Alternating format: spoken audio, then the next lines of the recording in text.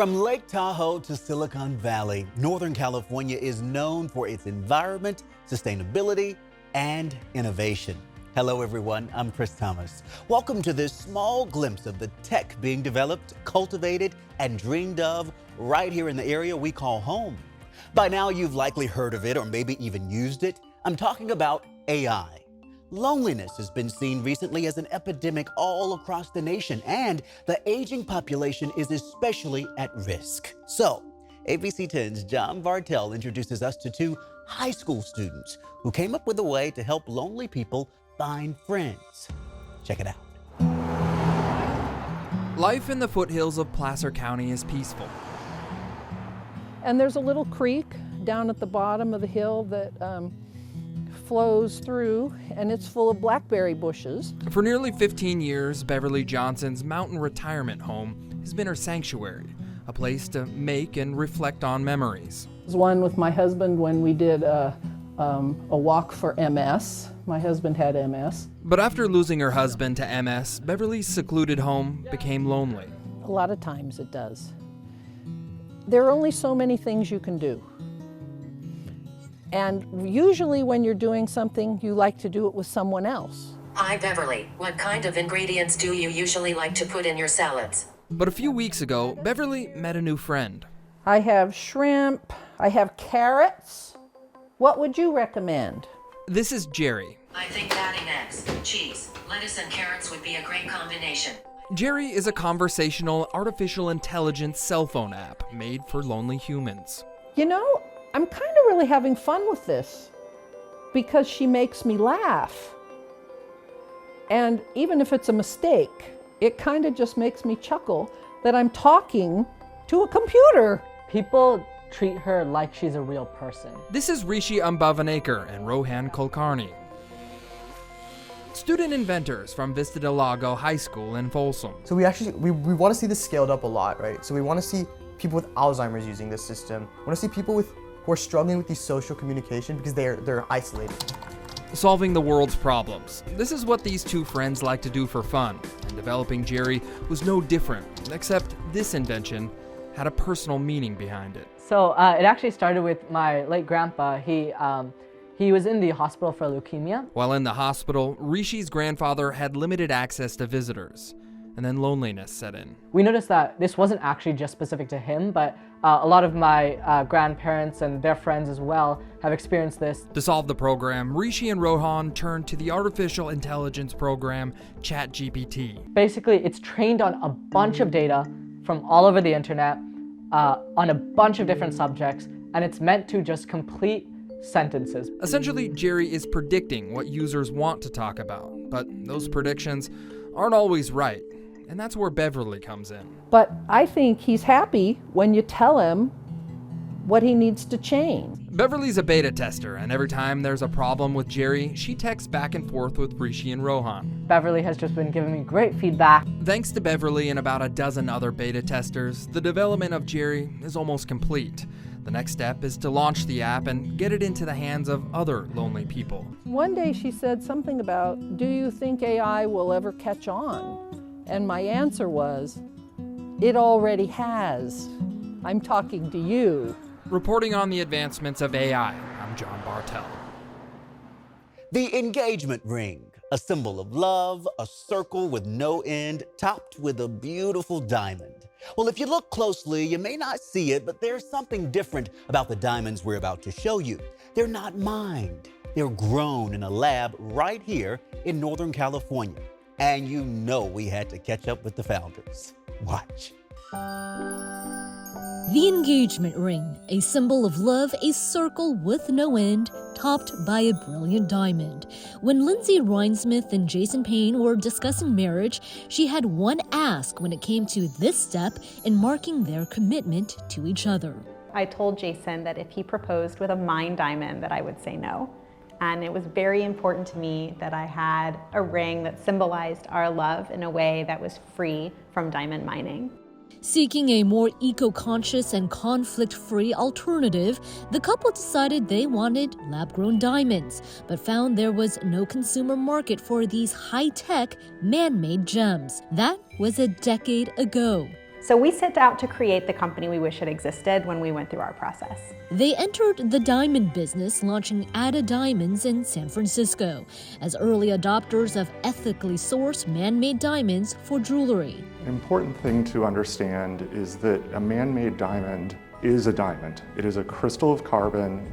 It materially has the same properties as a natural diamond, the same fire, the same brilliance, the same sparkle. Instead of forming in the earth millions or billions of years ago, synthetic diamonds can be grown in labs in a matter of weeks. Lab-grown diamonds look identical to natural diamonds to the unaided eye and typically needs advanced laboratory testing to be identified.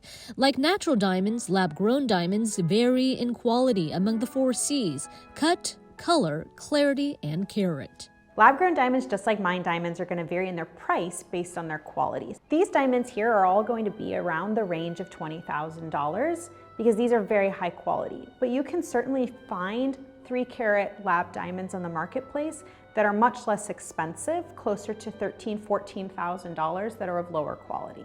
Lab diamonds are sold at a fraction of the price of mine diamonds, which are a big selling point for their growing popularity.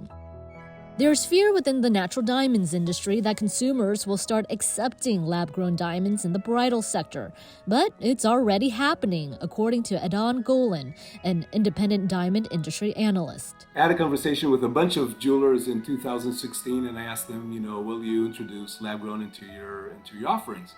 And the answer of all of them was, God forbid, no. I mean, I'm a luxury retailer and I won't bring in synthetic diamonds. And in 2017, we started to hear from them a different tune. He says the market for man-made diamonds is here to stay.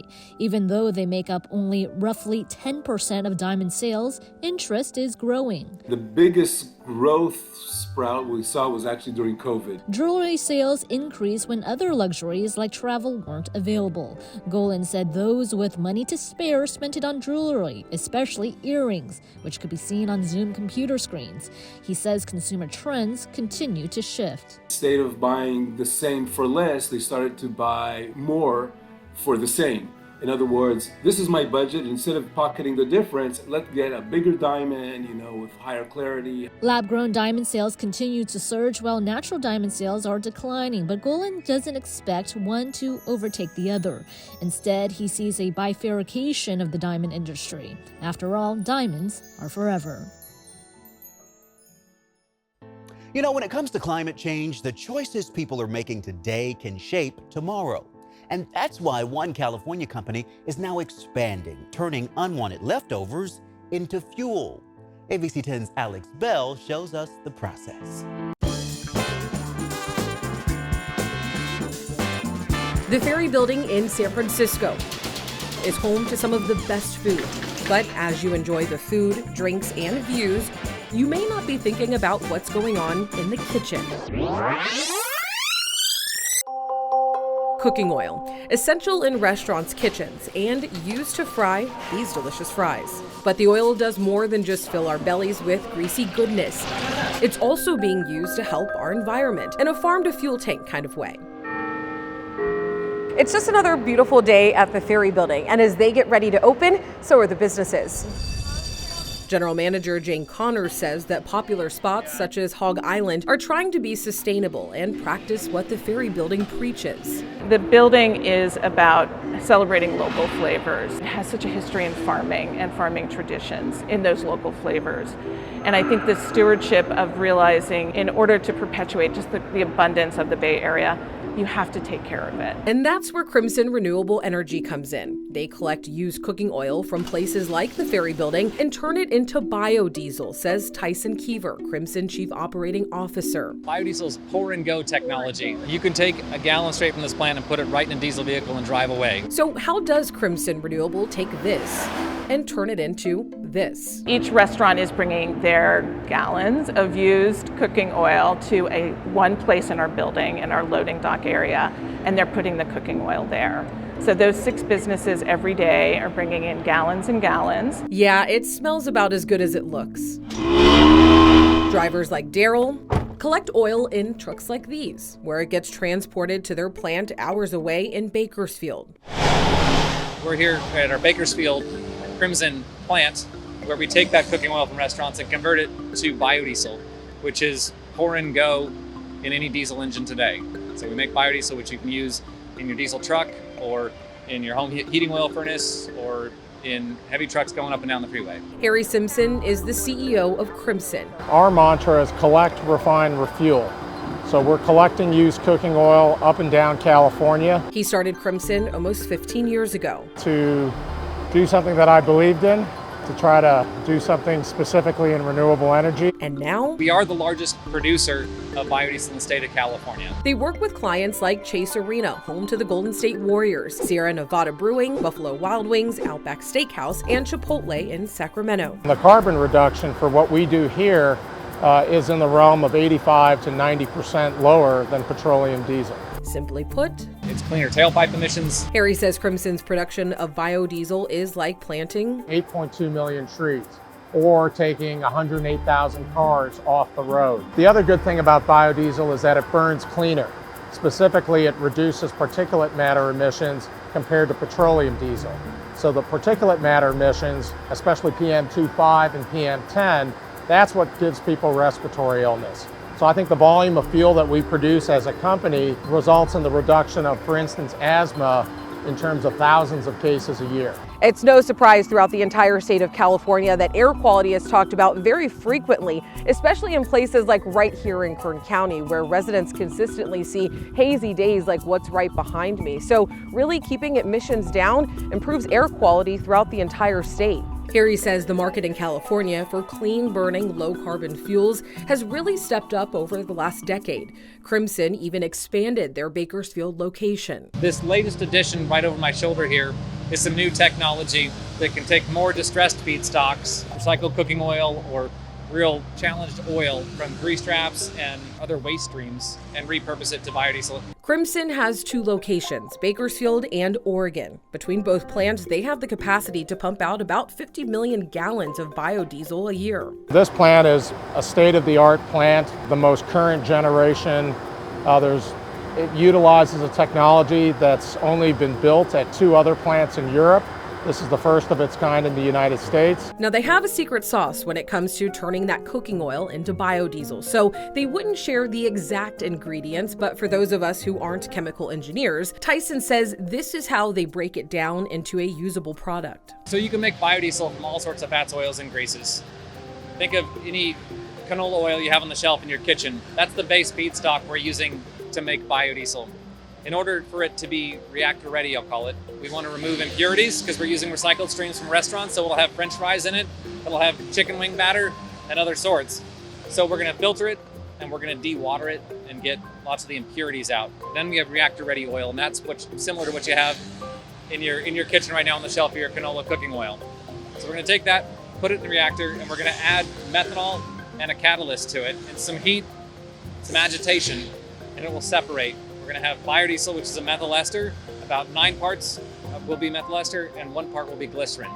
The biodiesel is then polished a little bit further, and it's ready to go to market and be used in any diesel engine. By far, the biggest use of their biodiesel goes to truck stops. Those big semi-trucks you see going up and down the road, you would be hard-pressed today in California to go to a truck stop and find a diesel fuel that does not have 20% biodiesel. Almost all the truck stops now are running or selling a fuel that goes into the semi-trucks that has 20% biodiesel. The biodiesel that leaves here typically gets blended with petroleum diesel and consumed at a 20% biodiesel, 80% petroleum diesel blend rate. California's economy also benefiting from this fuel. The economic impact is something Crimson is proud to keep local. The economic model for what we do is quite different than what people may be used to with like a major oil refinery, where they're bringing crude oil from all over the world, from the Middle East or Venezuela. Keeps dollars revolving in the local economy with jobs from people collecting the cooking oil, processing the cooking oil, bringing it to the biodiesel plant, and then converting from here and selling it and using it here. Harry's dreams are to continue to grow the company and improve the environment the renewable way. It's investing in potentially a solar farm, other things to improve the sustainability of this facility. there's a recognition that we've got to start transitioning. And I don't think there's any one single thing that is going to be the magic silver bullet. It's facilities like this, bringing new, clean burning, renewable liquid fuels. There's electric vehicles. It's converting the grid to solar and wind. We need advances in battery storage technology to make that viable. And for places like the Ferry Building, James says the choices they make today shape their tomorrow. Just reinforces what we're doing here in terms of the sustainability and working with local businesses. It's going to be the shoppers of tomorrow. It's going to be the chefs of tomorrow that are going to benefit from the decisions and practices we're doing today.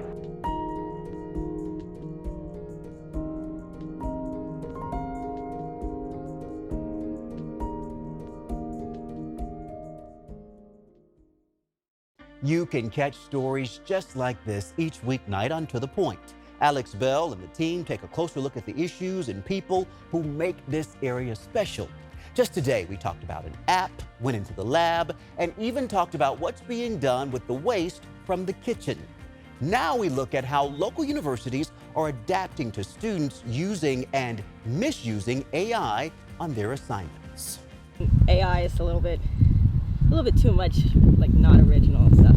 ChatGPT, the AI system that will write an entire essay for you if you just give it the needed prompt, is the newest trend that has exploded on college campuses. UC Davis senior Angelique Bell believes ChatGPT creates a blurry line between creativity and cheating. One professor has mentioned it, and she said that she didn't mind if you use it as long as majority of the work is yours. How does the professor know the difference? I took that question and more to Stacy Vandervelde, Judicial Affairs at UC Davis. What we look for is reading the actual written work that's been submitted. Does it make sense? Are the citations actually real references that they're citing? At UC Davis, there has been an uptick in the number of plagiarism complaints linked to ChatGPT since the end of fall 2022. Vandervelde says the consequences of getting caught cheating can range from a warning to suspension, even dismissal from the institution. But finding a way to detect if a student is actually using ChatGPT compared to their own work comes with its challenges. Recently started using a tool from Turnitin to evaluate that. It's doing pretty good. No tool that we've found so far is 100%. Artificial intelligence is not going anywhere anytime soon. I went to Sacramento State to talk with Sasha Sidorkin, the Dean of Education, to learn more. Sidorkin says it's time to begin incorporating ChatGPT into the lesson plan. If you just say, write me an essay about Plato, it will produce, like I said, a very generic thing. So if you say, write me an essay about Plato, and here's my key ideas, organize them and put them, and then you rewrite it again and say, okay, change the tone, change the style, and then eventually you'll get to the piece of writing that was produced by both the human student and ChatGPT. Those are just some of the in-depth stories the ABC 10 team is covering. For more stories, be sure to watch the newscast or this streaming app every single day. I sure would appreciate your company. Take care, and I'll see you next time.